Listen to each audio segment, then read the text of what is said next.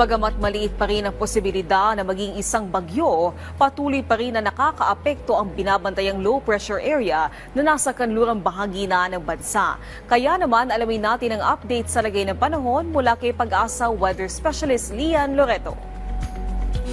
Good afternoon, Miss Naomi, at sa lahat po ng ating mga taga-subaybay. Kanina nga pong alas 8 ng umaga, yung low pressure area na ating binabantayan ay nasa layong 260 kilometers sa kanluran ng Coron, Palawan. Sa ngayon nga po ay nakakaapekto po ito sa may Metro Manila, Ilocos Region, Cordillera Administrative Region, pati na rin sa Central Luzon, Calabarzon, Mimaropa at Western Visayas, at nagdadala po ito ng makulimlim na panahon na may kalat-kalat na pag-ulan, pagkulog at pagkidlat. Dito naman po sa may Cagayan Valley ay apektado po sila ng easterlies o yung hangin na nanggagaling sa karagatang Pasipiko na may init at malinsangan, kaya't mataas po yung tsansa na magiging maulap at maulan po yung ating panahon dyan sa Cagayan Valley, lalong-lalo na po pagdating ng hapon o gabi. Sa nalalabing bahagi naman po ng ating bansa, asahan ang bahagyang maulap hanggang sa maulap na panahon at mataas din po yung tsansa ng mga localized or isolated thunderstorms.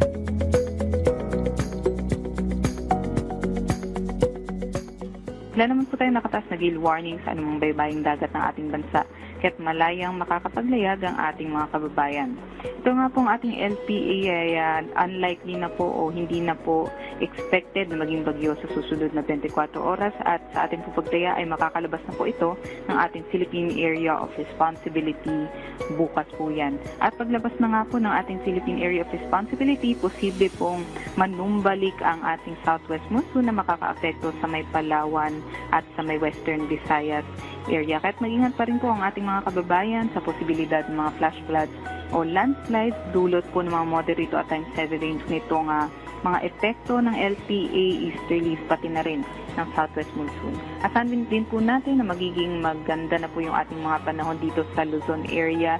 Pagsapit nga po bukas habang papalayo na po itong ating LPA. Ito naman po yung ating dam update.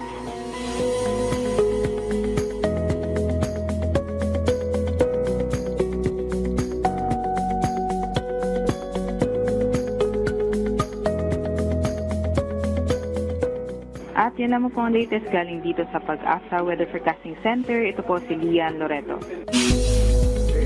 Maraming salamat Pag-asa Weather Specialist Lian Loreto.